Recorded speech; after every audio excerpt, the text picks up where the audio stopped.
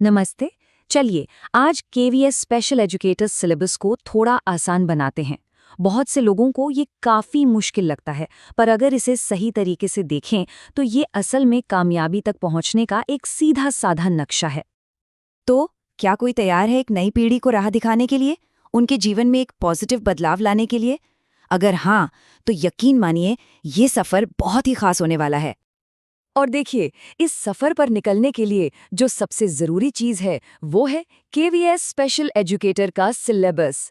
इसको सिर्फ टॉपिक्स की एक लिस्ट मत समझिए, नहीं, ये तो मंजिल तक पहुंचने का पूरा रोड मैप है। ठीक है, तो फिर देर किस बात की? चलिए इस रोड मैप को खोल कर देखते हैं। इसमें ना दो मेन रास्ते हैं और इन दोनों को समझना भाई बहुत जरूरी है। तो ये पूरा सिलेबस दो हिस्सों में बटा है। पहला है सेक्शन ए, जो कंपलसरी है, मतलब सबके लिए जरूरी। इसे आप बिल्डिंग की नींव समझ सकते हैं, जिसके बिना काम नहीं चल सकता। और फिर आता है सेक्शन बी, जो ऑप्शनल है। यहाँ उम्मीदवार अपनी पसंद का, अपनी स्पेशलाइजेशन का एरिया चुनते हैं। तो शुरुआत करते हैं सेक्शन ए से।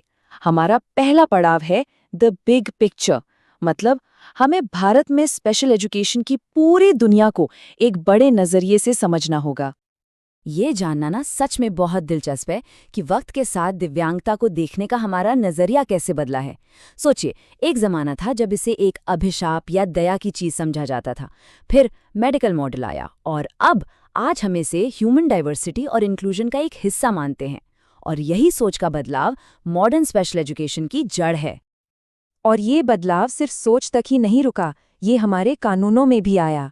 हमारे संविधान के फंडामेंटल राइट्स से लेकर 2009 का आरटीए एक्ट, जो कहता है कि हर बच्चे को पढ़ने का हक है, और 2016 का आरपीडब्ल्यूडी एक्ट, जो दिव्यांगजनों के अधिकारों को और मजबूत करता है। ये सब वो पिलर्स हैं जिन पर भारत में इंक्लूसिव एजुकेशन की इमारत खड़ी है। सिलेबस में रविंद्रनाथ टैगोर जैसे महान विचारकों का भी जिक्र है। उनका ये कहना कि सबसे अच्छी शिक्षा वो है जो हमें सिर्फ जानकारी न दे, बल्कि हमारे जीवन को पूरी कायनात के साथ तालमेल में लाए। वाह, ये बात इंडियन एजुकेशन के होलिस्टिक अप्रोच को कितनी खूबसूरती से बताती है। ओके, तो अभी तक हमने बिग पिक्चर देख लिया। अब जूम इन करते हैं, फोकस करते हैं उस पर जिसके लिए ये सब कुछ किया जा रहा है, यानी बच्चा और उसका विकास। देखिए, एक स्पेशल एजुकेटर के लिए ये समझना बहुत ज़रूरी है कि बच्चे का विकास किन किन स्टेजेस से गुजरता है। जन्म से पहले की स्टेज से लेकर इन्फेंसी, फिर अर्ली चाइल्डहुड, हर स्टेज की अपनी अलग खासियत होती है, अपनी अलग ज़रूरतें होती हैं। यहाँ पर ना एक बहुत ज़रूरी फ़र्क समझना होगा, ग्रोथ और डेवलपमेंट के बीच का फ़र्क। ग्रोथ यानी वृद्धि, ये क्वांटिटेटिव है, मतलब जिसे नापा जा सके, जैसे हाइट या वज़न का बढ़ना। लेकिन डेवलपमेंट यानी विकास, ये क्वालिटेटिव है, इसमें स्किल्स और समझदारी बढ़ती है। ये बहुत बहुत ही ज़रूरी कॉन्सेप्ट है।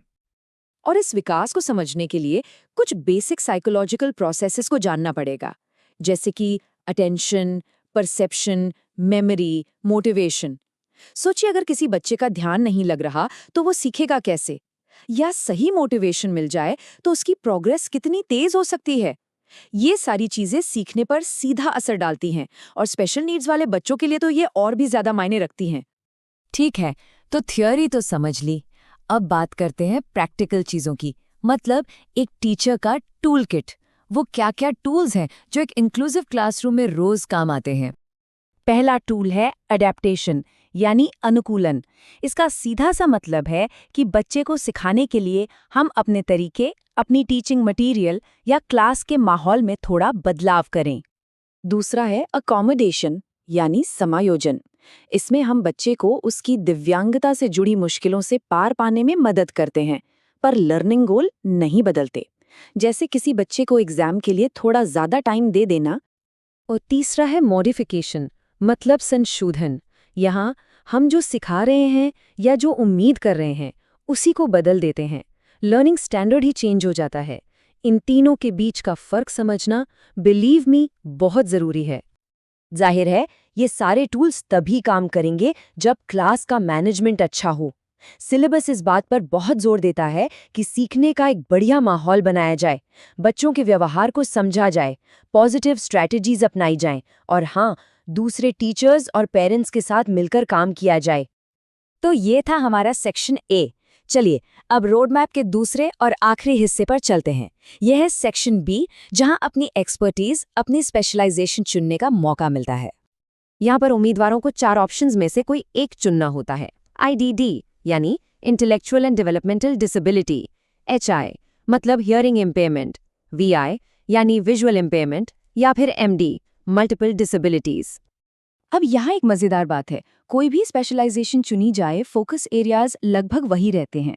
मतलब उस खास डिसेबिलिटी वाले बच्चों की ज़रूरतें, उनके लिए करिकुलम में बदलाव, टीचिंग स्ट्रेटजीज और असेसमेंट्स, इन सब पर ही काम करना होता है।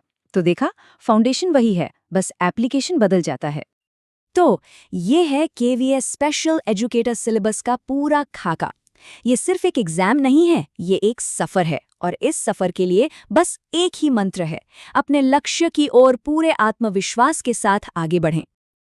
तो हमारा ये विश्लेषण यहीं खत्म होता है, पर अब एक सवाल है, इस सफ़र पर अगला कदम क्या होगा? इसके बारे में सोचिए, एक प्लान बनाइए और बस शुरू हो जाइए। All the best.